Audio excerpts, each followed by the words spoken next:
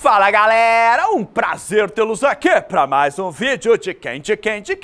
Do professor Jubilu. E já quero começar esse nosso processo pedagógico contando para você uma história que é muito triste. O que aconteceu foi que em 2014, no oeste da África, um menininho de apenas 1 ano de idade, ele estava brincando do lado de uma árvore oca. E ele ficou ali brincando por horas e horas. Voltou para casa, foi dormir e quando ele acordou, ele não estava nada bem. Estava com febre, estava vomitando e 2 dias depois ele acabou morrendo. E não foi só isso. Alguns dias se passaram e os próprios familiares desse menino também ficaram doentes e morreram. A partir daí, 1 ano se passou e naquela região quase 11 mil pessoas morreram.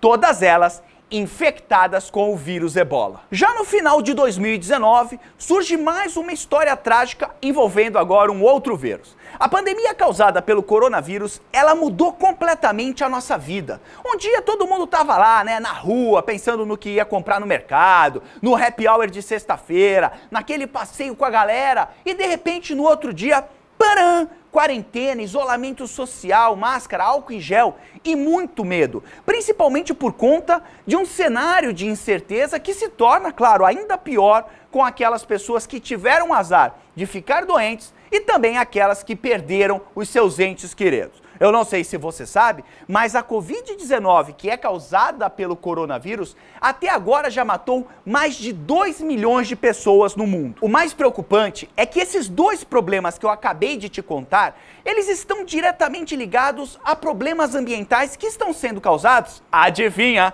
por nós. Ou seja, foi o nosso impacto no planeta que nos trouxe Ebola e também coronavírus. Na verdade, relacionar destruição ambiental com pandemias e também epidemias é um assunto extremamente complexo. Não só porque ele tem a ver com um monte de processos ambientais diferentes, mas também porque ele envolve um monte de questões políticas, econômicas e também questões sociais. Então agora o que eu vou fazer? Eu vou te explicar um pouco sobre tudo isso e claro, para que eu possa fazer isso e para que você possa acompanhar o raciocínio, a gente vai ter que voltar lá para o comecinho da pandemia, em 2019. Você precisa lembrar que a infecção humana causada pelo coronavírus, ela provavelmente começou por causa da caça e do comércio ilegal de animais selvagens lá na China. Isso porque os animais selvagens, eles têm as próprias doenças deles.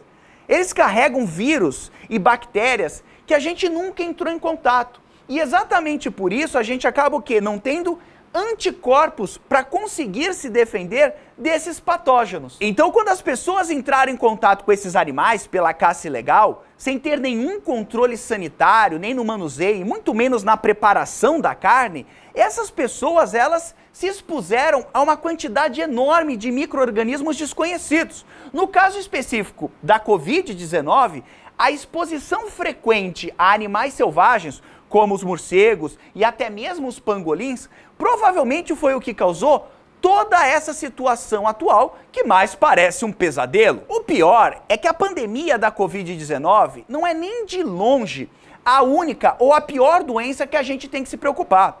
A Covid-19 é só uma das diversas infecções que estão acontecendo nesse momento por causa da degradação ambiental e do mau uso que a gente faz da nossa biodiversidade. Todo esse momento de crise na saúde mundial, ele podia ter sido evitado com mais fiscalização e com mais controle da exploração ambiental. Até porque isso não é informação nova. Nesse momento, por exemplo, existe uma outra epidemia global que a gente está lutando já há mais de 40 anos, que é a epidemia de HIV, e que também surgiu de um problema ambiental. Essa epidemia começou por causa da caça ilegal de chimpanzés. Olha só, isso porque existe um vírus muito parecido com o HIV nos primatas não humanos, que é o SIV, ou vírus da imunodeficiência símia. E aí o que aconteceu é que os chimpanzés, eles eram caçados para servir como alimento.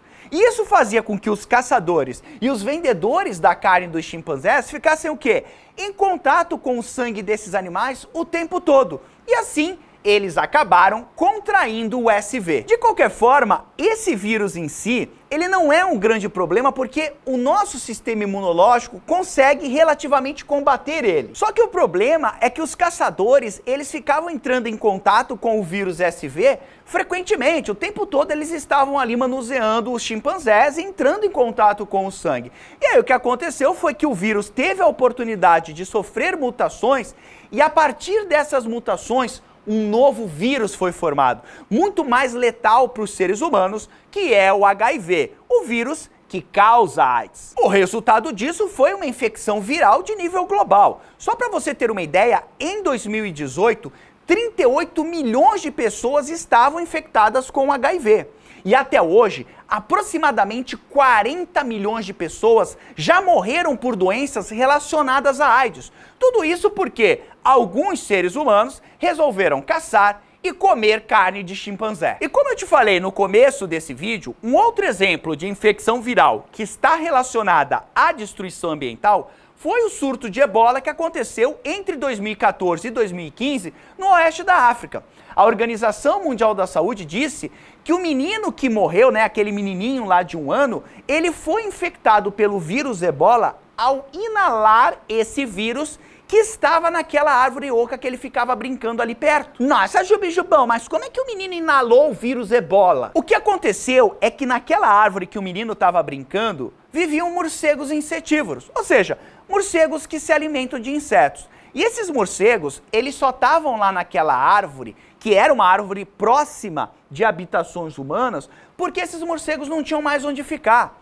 Porque o habitat natural desses morcegos foi reduzido em mais de 80% por causa do desmatamento. Desmatamento que foi causado por empresas mineradoras e também por madeireiras, que atuam lá naquela região. E aí, essa redução do habitat fez com que os morcegos fossem o quê? Fossem forçados a se instalarem mais perto das pessoas. E assim, o vírus ebola foi chegando aos seres humanos. Eu não sei se você já está percebendo o quanto é óbvio que o desmatamento, a fragmentação ambiental, que basicamente é você transformar uma floresta em pequenos pedaços de florestas por conta do desmatamento, a caça de animais silvestres e a perda da biodiversidade, quanto isso é um perigo mortal para a humanidade? Você está percebendo isso? É por isso que os ecossistemas naturais preservados, eles são uma proteção para a espécie humana. E essa proteção é só um dos vários serviços ecossistêmicos que a natureza presta para a gente.